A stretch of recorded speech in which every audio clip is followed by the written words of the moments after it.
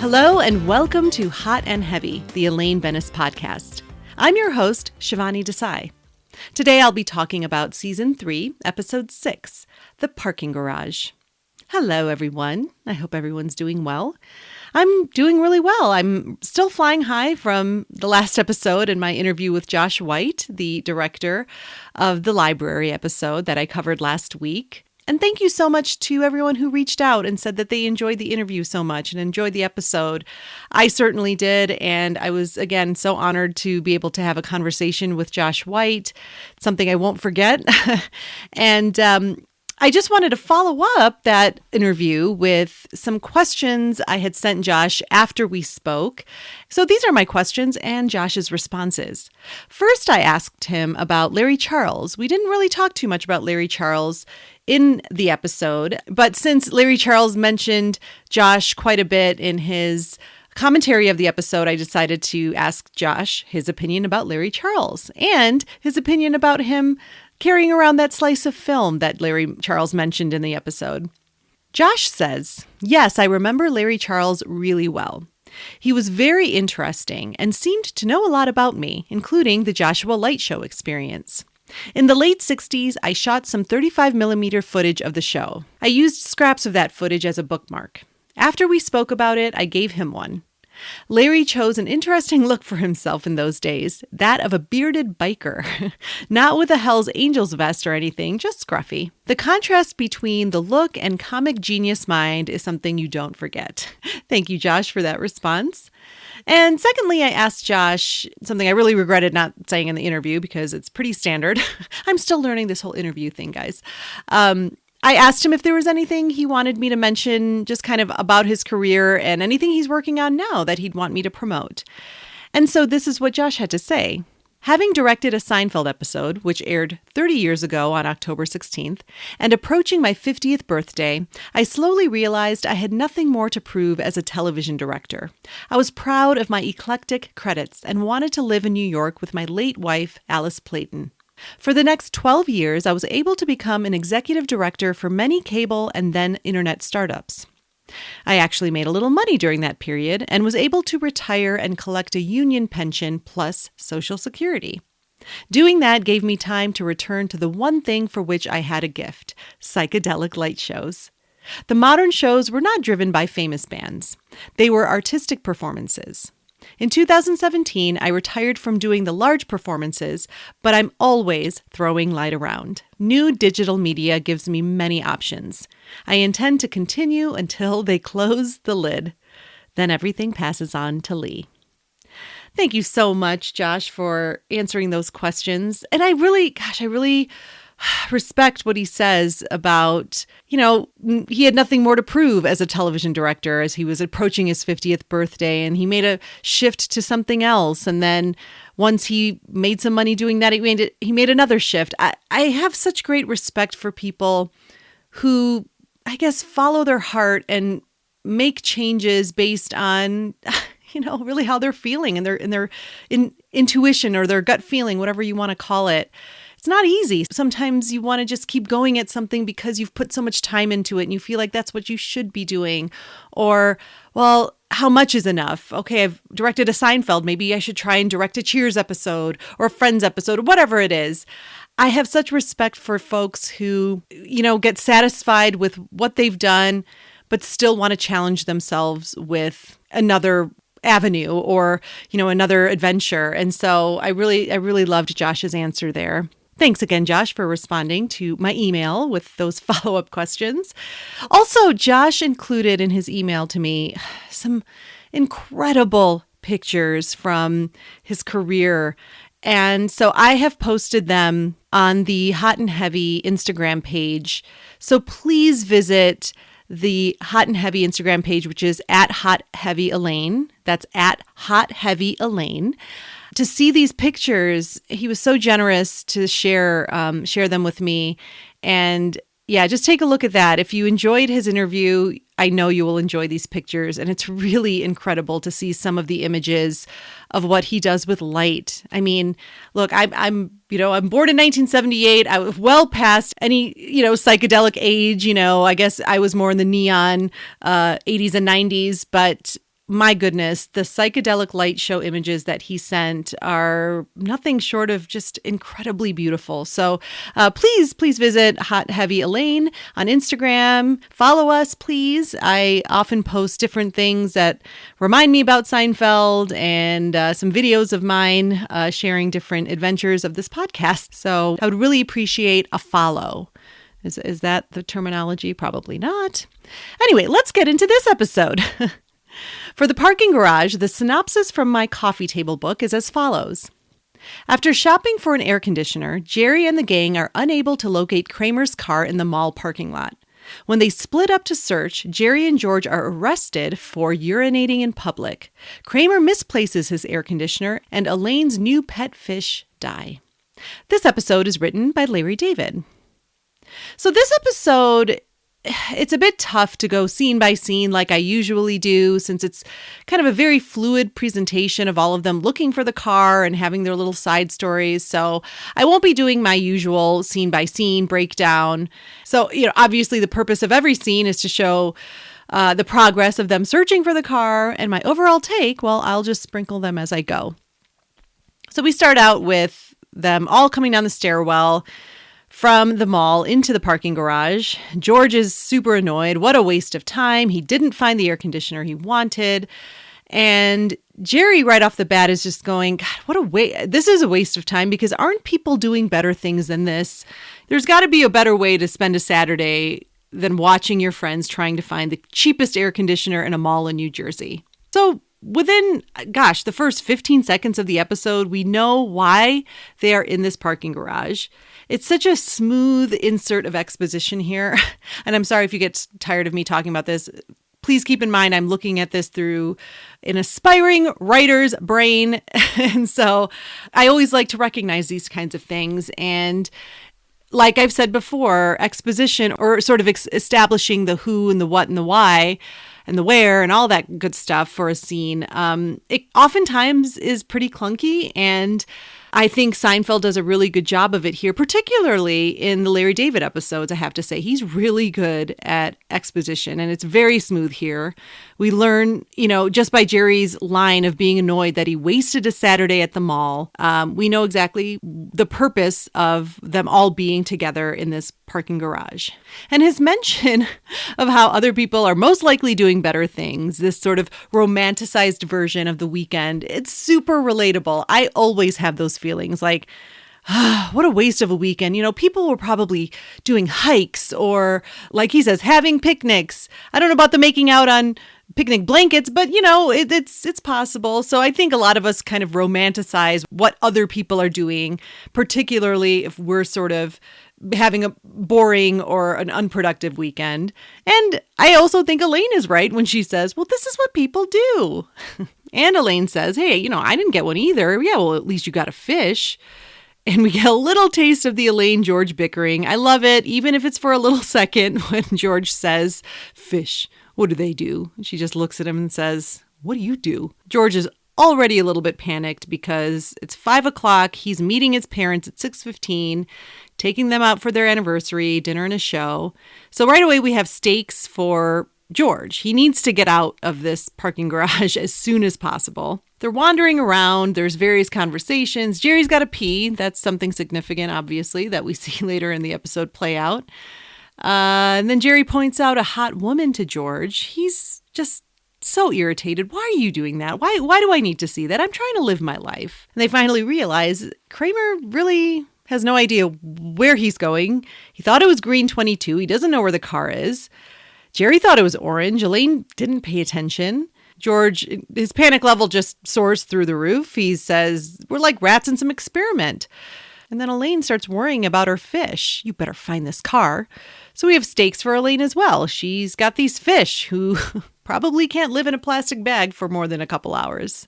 Kramer's trying to convince Jerry to go pee behind a car. And Jerry says, you know what? There's too much urinary freedom, okay? I'm proud to hold it in. That just rung true of a lot of people talking about their freedoms nowadays. Kramer is struggling with this air conditioner, so he decides to put it down so that he can look for the car more easily. It's purple 23, remember that. Oh, I got it. Elaine is super worried about her fish. This moment I really loved when George talks about how his parents, if he's not there to meet them, he will be on an aggravation installment plan. And Jerry says, well, yeah, parents never forget a foul up. He one time forgot his jacket when he was 14 on a bus. And last week his mom reminded him when he was traveling to Chicago, don't forget to hang on to your jacket. This is so incredibly universal. I mean, nothing is ever forgotten. And now that I'm a parent, I will be passing on the same tradition. In fact, I'm already doing it. I mean, my daughter forgot her all-important binder for school a couple of weeks ago, and I'm pretty sure I've mentioned it about 496 times since then. So it's just a parental tradition that gets passed down. You can't help it. You can't fight it. And moving on to when a mother walks by with her kid, she's yelling at him, she spanks him, and George is very bothered by it. He kind of intervenes and says, is that really necessary? He's told to mind his own business. He said, well, it's a poor defenseless kid. The kid doesn't really care that George is trying to defend him. He calls George ugly. You're ugly. What? You're ugly. You are. Oh, man. And the kid has the last word. When George tries to retort with, that's what you think, he just says, that's what I know. Great performance by this kid. This kid is played by Adam Wiley, and he's still acting to this day. He's a child actor that grew up to be an adult actor. And this is the first of what I'm going to do from now on. And many of you might not be interested in this at all, but I'm still going to mention it. The Seinfeld-Gilmore Girls connection. Okay, look, I'm a really big fan of Gilmore Girls, and the overlap of actors that have appeared on both shows, Gilmore Girls and Seinfeld, it's pretty significant. I notice it all the time. So I'll be mentioning it as we go through the series. Once again, apologies if this is nothing that interests you, but it interests me, and it's my podcast, damn it. So Adam Wiley, who plays the kid who calls George ugly, he goes on to play Brad Langford in Gilmore Girls. He's a classmate of Rory Gilmore at Chilton. And there it is. That's the Gilmore Girls Seinfeld connection.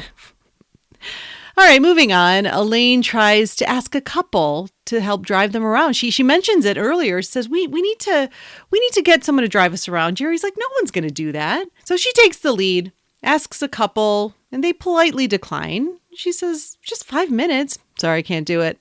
She's very offended, saying, we're not skinheads. Then Elaine sees a couple of women who, well, they just think it's hilarious. As soon as Elaine starts in with what she's needing from them or asking of them, they just start laughing. And then she mentions the fish. They laugh even harder. The fish! These fish are dying! Then she sees someone else. A tall, bearded, long-haired man, and he totally ignores her. This man was played by none other than Larry Charles. I think this is the first of maybe 2 or 3 appearances he makes on camera. I know he is the guy who blows out the bathroom in the plane in an upcoming episode. Okay, so I love that they gave this task to Elaine. The whole approaching strangers to ask them to drive them around. It's a pretty bold request for anyone. So the fact that we see Elaine doing this, I feel it's a very significant character development marker for her. We learn a lot about who Elaine is. I mean, it also feels very natural for her to be taking charge like this. It's not like, oh, this is super out of character. Feels very natural for her to be doing this. And she's really the only one who's doing anything productive to really find the car besides just kind of walking around. And plus, what fun material for JLD to play with, just interacting with other actors and reacting to, what they're giving her. And I mean, her requests go from very polite to just pleading. We'll see later. It's so much fun. So I really like that they gave this to Elaine. And I think this is another kind of not a gender specific thing, right? This isn't like, oh, this is such a female thing to do or such a male thing to do. I'm always trying to, now that I know the behind the scenes story of like just write her like a guy, which to me was sort of like not write her like a guy, but just take away the female perspective end of it and let her play with whatever you give her. This is kind of evident of that. I think they could have given this task to anyone, but JLD did a great job with it. Finally, Kramer convinces Jerry to pee behind a car. He does it, gets caught. We see Jerry in the cop office, the parking garage cop. He's lying about some neuromycetitis. Meanwhile, Elaine says she's going to go and try and find Jerry because now he's been gone for a few minutes. So George is a little bit panicked. Well, now he's going to come back. Now we won't be able to find you, Elaine. And she's like, I'll be back in 5 minutes. And then completely against what he just said, he and Kramer start walking away from where she knows they are. So whatever. But anyway, George and Kramer start talking about the fear and no fear of dying. Kramer says, I have no fear at all. And that bothers George even more. This was the point in the episode where it really struck me how strong the writing is. Larry David mentions in the Inside Look that it was tricky to keep the material interesting as they were making their way through the garage. And as someone, I've taken a lot of workshops and courses on like screenwriting, sketch writing, playwriting, all this stuff. And I learned that I got the feedback that I tend to write dialogue that feels very natural. And it wasn't sort of this conscious choice, but I just think I tend to write that way where the dialogue feels very natural because that's the material I respond to. So I love it when conversations just naturally flow. And I think this is a great example of Larry David doing just that. Not everything is about the frustration of not finding the car because that would get really tedious after a while. But these little asides and conversations while they're looking for the car are so necessary and really well done. So bravo, Larry. Not that you need my bravo, but I'm giving you a bravo. George also mentions, hey, I really like that jacket. So George mentioning this jacket, I'm going to put this in another event for my Jacket Watch segment. For those of you that might not know and haven't listened to all the episodes, I have a segment called Jacket Watch, and this all started because of a comment made by a comedian on Jerry's show, Comedians in Cars Getting Coffee. So Neil Brennan is a comedian who admitted to Jerry on his episode saying, look, I never really watched Seinfeld. It wasn't my thing. I don't really like sitcoms. He's like, but I've seen maybe 7, but every time I watched Seinfeld, you were all worried about a jacket. And it amused me, and it really got me thinking about, like, just offhand, I could think of so many episodes where there was a central plot about a jacket. So this mention of Kramer's jacket, I'm going to count as the second event for Jacket Watch. Our first one was the episode, The Jacket, and we will keep it going. Stay tuned for the next installment of Jacket Watch. Back in the cop office, Jerry is still trying to convince this cop of all these lies. Okay, he was just pouring a bottle of tepid water out. Nope. Then we see Elaine. She's walking with this man, asking him now, okay, no, I lost my friend now. I need to find him. Can you please drive me around? He says, I can't. And she's like, well, that's not a reason. You just don't want to. He's like, yeah, that's right. I don't want to. But why don't you want to? Wouldn't you get any satisfaction out of helping someone out? And he says, no, I wouldn't. There's something about this guy's demeanor. I love the choice he makes here where he's just so matter of fact. He's not rude necessarily. What he's saying is rude, but he's not yelling at her. He's not sort of pushing her out of the way. He's just going, yeah, you're right. I really just don't want to. I respect that. Back in the cop office, now Jerry is lying about a parents' anniversary, basically telling George's story. And then he adds a little thing about his father being in a red Chinese prison for 14 years.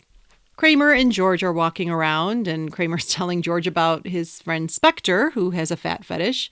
This leads to a conversation about Killer Kowalski, a wrestler who would grab people's stomachs, and he shows George how he does it. And George says, hey, I gotta go to the bathroom. All right, so Kramer convinces George, you just go. He does, gets caught.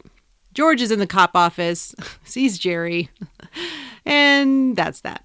Back in the stairwell, we see Jerry and George. They've been let go with tickets, and George sees his Mercedes. He's disgusted that it's taking up 2 spots, almost spits on it, but the driver comes and George tries to cover up by asking how much it costs for a tune-up. Elaine sees them. They're so excited to show her their urine tickets. Those fish aren't looking good. And she sees these really big guys walking through the parking garage. I mean, she's pleading at this point. And they, of course, say no. They can't do it. And then Elaine says something that I say a lot to this day. I love this line. I absolutely love it. That's right, go. Go home to your dumbbells. Go work on your pecs and your lats. We're all really impressed. Oh, and then George is like, Elaine, shut up, because those guys turn around and sort of glare at her. The part that I quote a lot is we're all really impressed. I love the way she says that. Elaine coughs from all the fumes. She can't breathe. I mean, they're just getting so desperate. Well, the hot lady is back. Well, this hot lady, here we have another one. 2 in 1 episode, everyone. Another Seinfeld-Gilmore Girls connection. I know you're excited. The hot woman is played by Christine Edinger, and she'd go on to play Maureen Rollins on Gilmore Girls. It was sort of a smaller role. Maureen was Sherry's brash friend who calls Rory when Sherry's in labor with Rory's half-sister. Any of you who are familiar with Gilmore Girls will know who I'm talking about. She's the one that kept saying, I don't know, Sherry screwed up. Anyway, she's appeared on hundreds of episodes of television, including a fellatio teacher on Curb Your Enthusiasm. I think she's perfectly fine as Michelle here. It's not a lot of performance, but I do like her. So George has an opening with asking her to drive them around. She's very friendly, happy to do it, has a little flirty moment with George. I'm Michelle. I do like the moment where she says, I wouldn't want to get lost in here. It smells like a toilet. All right, then the next thing we know, she's whipping the car around. It's sped up, by the way. It's very obviously sped up, and yells at them to get out. And turns out George insulted Scientology. Man, those Scientologists are pretty sensitive. Lo and behold, they were dropped off right in front of Kramer's car. They are celebrating. They're so relieved, but shit, Kramer is nowhere to be found. Finally, they're exhausted, laying on the car. Kramer finally arrives, completely forgot where he hid the air conditioner. Well, George knew. It was Purple 23. I could have used you. They're all exhausted. George missed the evening with his parents. Elaine's fish, unfortunately, died.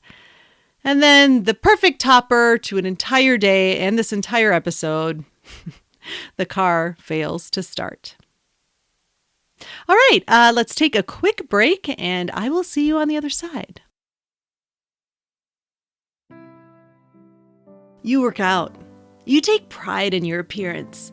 You crush all the goals you set for your body. And yet, your buff bod cannot shield you from the insults you endure all too often. Well, you're not alone. Hi, I'm Bethany Targus Umbridge, former bodybuilding champion and Curves franchise owner.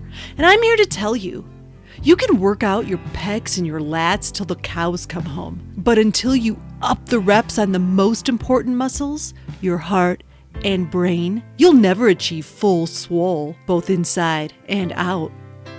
Meathead, Roid Runner, Sir Lifts a Lot, Vainy's Got a Gun show. You've heard them all. And they all burn like the lactic acid in your biceps on arm day. That's why you need Rise and Grind, Rise and Mind, or RAGRAM for short. At RAGRAM, you'll be able to share your horror stories of trolls insulting your physique, your tank tops, your disproportionately huge upper body, your spray tan, whatever they throw at you. You can tell us, because at Rise and Grind, Rise and Mind, we totally get it, bro. One time, I was just walking through a parking garage, minding my own business, and this lady came up to me. She was begging me to drive her around. She lost her car or something. I was in a hurry, In fact, I was on my way to train leader dogs for the blind. So I said no. Very politely, I said, no, sorry, no. Well, she got mad and said, go home to your dumbbells. I'm sorry. Anyway, she said something like, well, we're really impressed. But she didn't mean it. It was sarcastic. I turned and I stood tough, but on the inside, on the inside. That was a real testimonial from an actual RAGRAM meeting in New Jersey. See? You're not alone. With the help of RAGRAM, you'll feel strength in numbers. Your fellow burly bros will lift you up and give you the courage to face all the cruel comments that pierce your toned facade every day. Every session consists of a solid 60 minutes of lifting, followed by 30 minutes of cardio, then 25 minutes of refueling your macros, and then finally, 15 minutes of sweaty confessions, discussions, and revelations. And then another 25 minutes of active cooldown. It works. Trust me. Visit ragramtherapy.lift to find a chapter near you and start your journey to recovery today. Because no one, not even the cut and ripped, should be the victim of hurtful insults. Rise and grind, rise in mind. Because the weight room shouldn't be a hate room. And we're back. So there were a few extras for this episode. There was an inside look.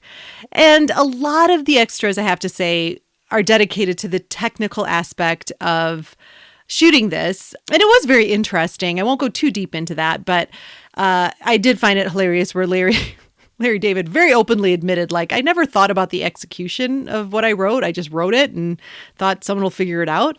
So that's exactly what they had to do. They had to figure out how to shoot an episode entirely in a parking garage. They did try to scout out actual parking garages, but that was very costly and just kind of a lack of control with that as well. And so they decided to strike all of the stages, all the sets. They used mirrors and had about 45 to 50 cars. They had beams that were easily moved around and different, those numbers painted different colors. So they had to get really creative. Tom Azari, in fact, is the production designer, and he really had to think outside the box and figure out how we're going to shoot this episode without being in an actual parking garage and not having the budget to rent out some huge stage to build something new. So everything had to be taken down, Jerry's apartment, Monk's, all of that, and they built this on the existing soundstage. They were up all night shooting. Jerry, I think, said by the end, they couldn't even stand. They were that tired. Julia said, we were laying on our backs in between takes because we were so tired, and we just told hair and makeup, just do the fronts and the sides of the hair. Don't worry about the back of the head right now. And yeah, it was just extremely, extremely exhausting. And the shot of Michael at the end where he lurches that AC box into the trunk. Again, he wanted the real weight. So there was actually an AC in there. Well, he slams his face into the box and cuts his lip. And by that point, Tom Sharonis, the director, was chewing them out, saying, I don't care what happens in this take. We're taking it. Well, of course, they couldn't keep it together once they saw that Michael Richards was bleeding. It was good for the comedy, but they tried to stay in character, just didn't work. So the last scene that you see, they're really trying to keep it together. I thought that was really funny.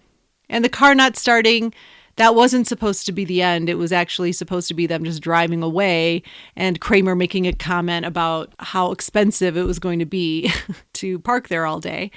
But as I think Jerry says, we had some comedy angels, there on set with us that day because that car not starting was just the perfect way to end the episode. The commentary for the episode was done by the director, Tom Sharonis, and the production designer who I mentioned, Tom Azari. So again, there was a lot of talk about the technical aspects of shooting the episode. It's really fascinating. I recommend it. I'm sure you can find it on YouTube if you don't have the DVDs. There was a deleted scene that involved Elaine, so yay. It wasn't fantastic, but it was basically, so that part of the episode where Elaine kind of almost gets hit by the car that's speeding around the corner and she yells out, maniac! She basically goes on a little rant, we would have seen this if they kept it in, about how do people like that have their license? I got 6 wrong on my driver's test. Jerry and George were like, you got 6 wrong? She said it was tricky. She's like, I'm a college graduate and I got 6 wrong. I failed my driver's test. How are idiots like that driving? So we learned that Elaine failed her driver's test. And so maybe that's why she's a horrible driver, as we see in a later episode.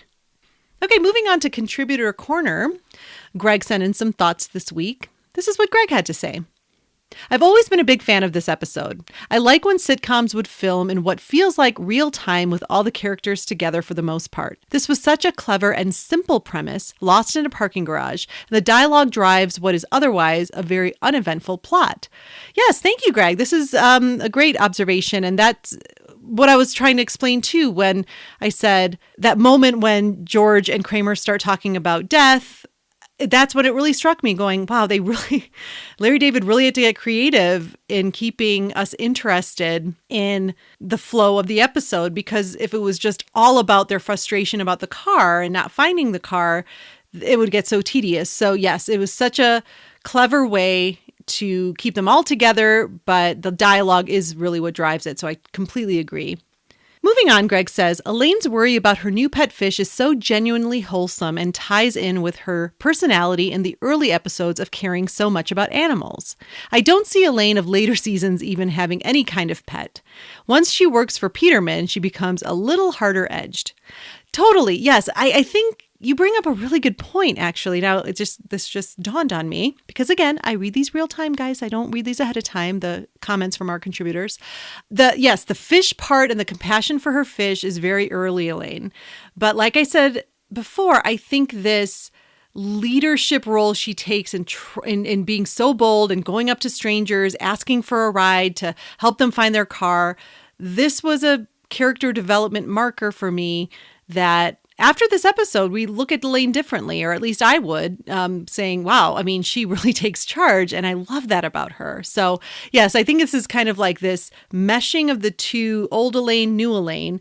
But the progress we see in her character just from this episode alone is pretty significant. Next, Greg says, I like when Elaine confronts the bodybuilder guys. She's so desperate that it drives her to anger, for she's no longer fighting for herself, but for the fish. She's tough and unintimidated when they turn around, and I like how George reels her in purely out of his own fear of these guys. Yes, I didn't really talk about that, but I do. I love yeah, you heard me. You got a problem with that? Just no fear. She doesn't give a shit. These guys, what's the one thing she can attack about them? Yes, I love the way she insults them. And yeah, George just kind of going, Elaine, shut up, and leading her away. She's so frustrated at this point. And I think it's also very bizarre. I didn't mention it, but don't worry, packing heat, Jerry says. Oh, it's kind of a weird line. And finally, Greg says, my favorite line in the episode is Elaine's when she asks the first guy to drive them around and he says he can't do it. And she responds, we're not skinheads. She could have said a variety of things to get her point across that they aren't dangerous people. The use of skinheads gets a laugh out of me every time because you don't hear that word often. Very true. Yes, I do. Yeah, it's a very, again, specificity, right? Like she could have said something much more, I guess, generalized, like we're not criminals or we're not hoodlums or something. But yeah, to say skinheads, that's what makes it funny. It's the specificity of saying, of all the terrible people we could choose from, I'm going to zero in on skinheads. It's awesome. Thank you so much, Greg. Always love your comments. And if you would like to become a contributor on Hot and Heavy, please email me at elainepodcast@gmail.com. That's elainepodcast@gmail.com. Moving on to my favorite Elaine moment. It's the one I talked about already. We're all really impressed talking to those muscly men. I love that. And my final notes. This is a classic episode for a reason. It does the Seinfeld thing of finding the funny in the ordinary, and it's done very well. There is a little of a swapping opportunity for sure. I would have swapped out a lot of the Jerry in the cop office lying about his urinary condition, parents' anniversary, blah, blah, blah, for some more Elaine stuff. Now, she had the fish and, asking people for help, but I think we could have squeezed in a little bit more for her. I'm not sure what it would have been, but I do think when they would switch back to that cop office and Jerry doing all these elaborate things to get out of his ticket, it got a little bit tiresome for me. So there's the swap opportunity, I think. But for the most part, it was as balanced an episode as we've seen so far. But, still slightly skewed more towards Jerry and George. And I also appreciate the technical feat of shooting this episode. I love hearing about the creative stuff that the crew had to do behind the scenes. And this was the biggest challenge of the series at that point. So that's always interesting for me to see. I love behind the scenes stuff, if you haven't guessed already. One of the best things to come out of this episode was the progress of forming the Elaine character. Like I said when I was responding to Greg's comments, after this episode, we know Elaine is a headstrong, take no bullshit woman. And we've seen like drips and dribbles of that before with Rava and a little bit in the Chinese restaurant, but it's been with kind of very little consistency, kind of has been up and down. But in the parking garage, we see a layer of Elaine that pretty much sticks for the rest of the series. So thankful for that. And I think that's all I can say about the parking garage. Thank you so much for listening, and I will see you next time.